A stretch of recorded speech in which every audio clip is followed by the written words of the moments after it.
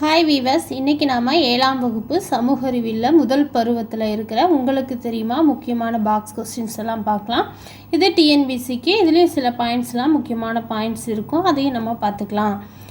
வாங்க பார்க்கலாம். உங்களுக்கு தெரியுமா சமூக அறிவியல் 7th புக்கு.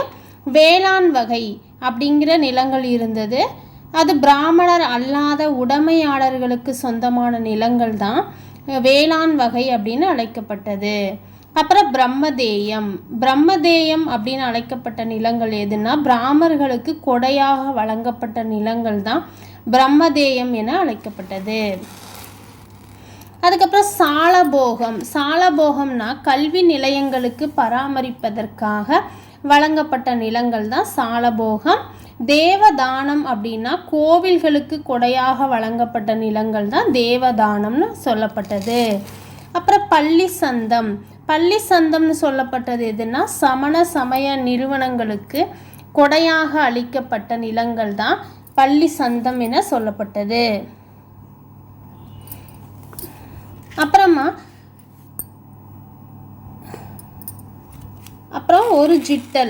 ஒரு ஜிட்டல் அப்படின்னா 3.6 வெள்ளி குன்றிமணிகளை கொண்டது தான் ஒரு ஜிட்டல். இது 48 ஜிட்டல்கள் அப்படின்னா ஒரு வெள்ளி டங்காவுக்கு சமம். இதெல்லாம் பாக்ஸ் கொஸ்டின். உங்களுக்கு தெரியுமா? ஃபஸ்ட்டு டேர்ம் தான் இது, வரலாறில் தான் இப்போ நம்ம பார்த்துட்ருக்குறோம். 48 ஜிட்டல்கள் அப்படிங்கிறது ஒரு வெள்ளி டங்காவுக்கு சமானம். தபகத் அப்படிங்கிறது அரேபிய சொல். இதற்கு தலைமுறைகள் அல்லது நூற்றாண்டு என்று பொருள். தபகத் அப்படின்னா அரேபிய சொல், இதற்கு தலைமுறைகள் அல்லது நூற்றாண்டு என்று பொருள். 48 ஜிட்டல்கள் அப்படின்னா ஒரு வெள்ளி டங்காவுக்கு சமமாகும். ஒரு ஜிட்டல் அப்படின்னா 3.6 வெள்ளி குன்றிமணிகளை கொண்டது தான் ஒரு ஜிட்டல். வீவர்ஸ், இந்த வீடியோ பார்த்துட்டே சப்ஸ்கிரைப் பண்ணிக்கோங்க. நீங்கள் இந்த வீடியோ இப்போ தான் என்னுடைய சேனல் ஃபஸ்ட்டு பார்க்குறவங்களா இருந்தீங்கன்னா மறக்காமல் சப்ஸ்கிரைப் பண்ணிக்கோங்க. பக்கத்தில் இருக்கிற பெல் ஐக்கானை கிளிக் பண்ணிக்கோங்க. அப்போ தான் அடுத்தடுத்த வீடியோ உங்களுக்கு நோட்டிஃபை ஆகும். நெக்ஸ்ட்டு தஜீக் அப்படின்னா பாரசீக சொல். அது சுயசரிதை என பொருள். தஜீக் அப்படின்னா அதனுடைய பொருள் சுயசரிதை. இது ஒரு பாரசீக சொல். அப்புறம் தாகுயுக் அப்படின்னா இது அரேபிய சொல். இதன் பொருள் வரலாறு. தாகுயுக் அப்படின்னா இதன் பொருள் வரலாறு. அப்புறம் 1905 வங்கப்பிரிவினையின் போது தான் ரவீந்திரநாத் தாகூர் ரக்ஷாபந்தன் விழாவை தொடங்கினார். வங்கப்பிரிவினையின் போது தொடங்கினார். அப்புறம் முகமது பின் காசிம் சிந்துவின் மீது படையெடுத்த ஆண்டு கிபி 712. அப்புறம் சைவ துறவியான திருஞான சம்பந்தர் அரிகேசரியை சமண மதத்திலிருந்து சைவத்திற்கு மாற்றினார். திருஞான சம்பந்தர் தான் அரிகேசரியை சமண மதத்திலிருந்து சைவத்திற்கு மாற்றினார். பாண்டிய அரசு செல்வ செழிப்பு மிக்க உலகிலேயே மிக அற்புதமான பகுதியாகும் என்று தன்னுடைய பயண குறிப்புகளில் குறிப்பிட்டவர் யார் அப்படின்னா மார்க்கோ போலோ தான். அவர் இது மட்டும் இல்லாமல் சதி, பலதார மனம் அதெல்லாம் அப்போ இருந்தது அப்படிங்கிறதையும் அவருடைய பயண குறிப்பில் பதிவு செய்திருக்காரு. அப்புறம் அடிமை வம்சம் காலம் கிபி 1206 1290. அடிமை வம்சம் தோற்றுவிக்கப்பட்ட ஆண்டு, நிறுவப்பட்ட ஆண்டு 12ஆம் நூற்றாண்டு. அப்புறம் குத்புதீன் ஐபக் வராரு. குத்புதீன் ஐபக் காலம் 1206 1210. அப்புறம் இல்துமிஸ் 1210 1236 அவருடைய காலம். அப்புறம் ரஷ்யா வராங்க. அப்புறம் அவங்களுடைய காலம் 1236 1240. கியாசுதீன் பால்பன் அதுக்கப்புறம் அவர் 1266 1287 வரை அவருடைய காலமாக பால்பனுடைய காலமாக இருக்கிறது. அப்புறம் கில்ஜி அரசு வம்சம் தோற்றுவிக்கப்பட்ட ஆண்டு 1290 1320 வரைக்கும் கில்ஜி அரச வம்சம் தான். ஜலாலுதீன் கில்ஜி அவருடைய காலம் 1290 1296 வரை. அப்புறம் அலாவுதீன் கில்ஜி அவர் 1296 1316 வரை. அப்புறம் சித்து சூறையாடல் நிகழ்த்தான ஆண்டு 1303 தான் நடந்துச்சு. அப்புறம் துக்ளக் அரச வம்சம் அதனுடைய காலம் 1320 1414 வரை. அப்புறம் கியாசுதீன் துக்ளக் வராரு. அவருடைய காலம் 1320 ஸ்டார்ட் ஆகி 1324 தான் முடிஞ்சிருக்கு. அப்புறம் முகமது பின் துக்ளக்கு அவர் 1325 இருந்து 1351 வரை அவருடைய காலம். ப்ரோஷா துக்ளக் வந்து 1351 இருந்து 1388 வரைக்கும் இருந்திருக்காரு. தைமூர் படையெடுப்பு 1398.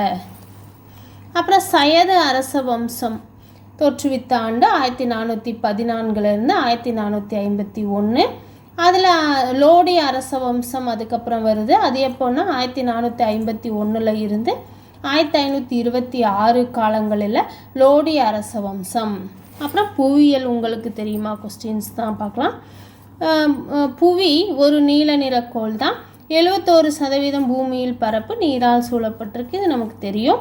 புவியின் கொள்ளளவில் புவி மேலோடு, இது 7th புக்குங்கிறதுனால எல்லாம் மேலோட்டமாக கொடுத்துருக்காங்க, ஈஸியாக தான் இருக்கும். புவியின் கொள்ளளவில் புவி மேலோடு 1%, கவசம் 84%, மீதமுள்ள 15 புவி கருவம் உள்ளதுன்னு கொடுத்துருக்காங்க.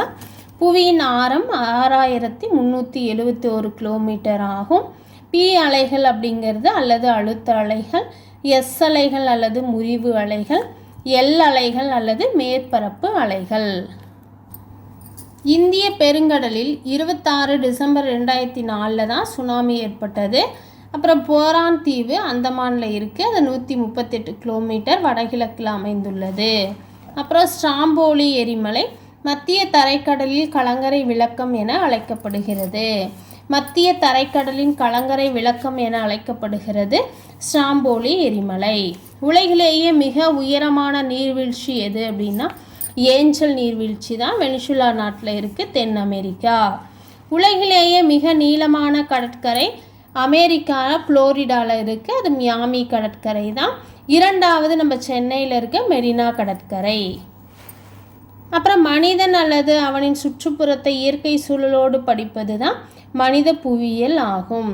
இது மதம் வழிபாட்டு தலம், புத்த மதம் விஹாரா, கிறிஸ்துவ மதம் தேவாலயம், இந்து மதம் கோவில், இஸ்லாம் மதம் மசூதி, சமண மதம் பசாத்தி,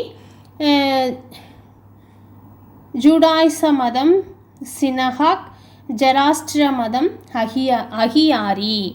அப்புறம் உலக மக்கள் தொகை தினங்கள் ஒரு 4 கொடுத்துருந்தாங்க, அதை எழுதுகிறேன். உலக மக்கள் தொகை தினம் ஜூலை 11, பன்னாட்டு தாய்மொழி தினம் பிப்ரவரி 21. அப்புறம் உலக மத நல்லிணக்க தினம் ஒவ்வொரு ஆண்டும் ஜனவரியில் 3வது ஞாயிற்றுக்கிழமை தான் உலக மத நல்லிணக்க தினம். உலக கலாச்சார பன்முகத்தன்மை தினம் வந்து மே 21. உலக கலாச்சார பன்முகத்தன்மை தினம் மே 21. தமிழ்நாட்டில் உள்ள பழனியில் காணப்படும் குடியிருப்புகள் யாத்திரை குடியிருப்புகளுக்கு ஒரு எடுத்துக்காட்டாக உள்ளது. நெக்ஸ்ட்டு குடிமையியல் பார்க்கலாம். குடிமையியல் இருக்கிற உங்களுக்கு தெரியுமா பாக்ஸ் கொஸ்டின், இதில் கம்மியாக தான் இருந்துச்சு, எழுதியிருக்கேன். சட்டத்தின் ஆட்சி என்ற பதத்தை பிரிட்டிஷ் சட்ட வல்லுநர் தான் வாதுரைத்தார். அவர் யாருன்னா ஏவி டைசி. சட்டப்பிரிவு 14 சட்டத்தின் முன் அனைவரும் சமம் என உத்தரவாதம் அளிக்கிறது. சட்டப்பிரிவு 15 பாகுபாட்டை தடை செய்கிறது. இதெல்லாம் முக்கியமான சட்டப்பிரிவுகள், இதெல்லாம் நல்லா பார்த்துக்கோங்க. சட்டப்பிரிவு 16 பொது வேலை வாய்ப்பில் அனைவருக்கும் சம வாய்ப்பு அளிக்கிறது. இதெல்லாம் ஆல்ரெடி உங்களுக்கு தெரியும், இது ரிவிஷனுக்கு யூஸ்ஃபுல்லாக இருக்கும். சட்டப்பிரிவு 16 பொது வேலை வாய்ப்பில் அனைவருக்கும் சம வாய்ப்பு அளிக்கிறது. சட்டப்பிரிவு 18 பட்டங்கள் அளித்து வேறுபடுத்துதலை தடை செய்கிறது. சட்டப்பிரிவு 18 பட்டங்களை அளித்து வேறுபடுத்துதலை தடை செய்கிறது. அப்புறம் தேர்தல் ஆணையம் சட்டப்பூர்வமான சுதந்திரமான அமைப்பு தான் தேர்தல் ஆணையம். அது தலைமையிடம் வந்து புதுடெல்லியில் இருக்குது. தேர்தல் சின்னங்கள் ஆணை கொண்டு வரப்பட்ட ஆண்டு 1968. தேர்தல் சின்னங்கள் ஆணை கொண்டு வரப்பட்ட ஆண்டு 1968. அப்புறம் கொஞ்சமாக தான் இருந்துச்சு குடிமையில். பொருளியல் ஒரு லெசனில் பார்க்கலாம். இந்திய பொருளாதாரம் என்ன பொருளாதாரம்னா கலப்பு பொருளாதாரம் ஆகும். அப்புறமா நம் நாட்டில் மொத்த உள்நாட்டு உற்பத்தியில் பெரும் பங்கு வகிக்கிறது எது அப்படின்னா 3ஆம் நிலைத்துறை தான், அது சேவைத்துறை தான். நம்ம நாட்டின் மொத்த உள்நாட்டு உற்பத்தியில் பெரும் பங்கு வகிப்பவை சேவைத்துறை. பொருளியலின் தந்தை என அழைக்கப்படுகிறவர் யார் அப்படின்னா ஆடம் ஸ்மித். பொருளியலின் தந்தை ஆடம் ஸ்மித் ஆவார். இவரது கோட்பாடு, ஆடம் ஸ்மித்துடைய கோட்பாடு என்ன அப்படின்னா செல்வத்தை அடிப்படையாக கொண்ட செல்வ இலக்கணம் தான் ஆடம் ஸ்மித்துடைய கோட்பாடு. அப்புறம் இவர் இரு படைப்பு நூல்கள், இவருடைய சிறந்த இரு படைப்பு நூல்கள் இருந்தது, அது எழுதியிருக்கேன். நன்னெறி கருத்து உணர்வு கொள்கை அப்படிங்கிற படைப்பு நூல் 1759 எழுதப்பட்டது. நாடுகளின் செல்வமும் அவற்றை உருவாக்குகிற காரணிகளும் ஓர் ஆய்வு அப்படிங்கிற ஆடம் ஸ்மித்துடைய நூல் 1776. இது 2 நூல்களுமே ஆடம் ஸ்மித் எழுதின நூல்கள் தான், அவருடைய படைப்புகள். நன்னெறி கருத்து உணர்வு கொள்கை 1759, நாடுகளின் செல்வமும் அவற்றை உருவாக்குகின்ற காரணிகளும் ஓர் ஆய்வு, இது 2வது நூல், இது 1776ஆம் ஆண்டு. வீவர்ஸ், இதோட 7ஆம் வகுப்பு சமூக அறிவியல் முதல் பருவம் ஃபஸ்ட்டு டைம் முடிச்சிட்டோம். அடுத்தடுத்த வீடியோவில் செகண்ட் டைம் தேர்ட் டைம் எல்லாம் பார்க்கலாம். இந்த வீடியோ உங்களுக்கு பிடிச்சிருந்தால் மறக்காமல் சப்ஸ்கிரைப் பண்ணுங்கள். உங்கள் விருப்பங்களை கமெண்ட் பாக்ஸில் தெரிவிங்க. நன்றி, வணக்கம்.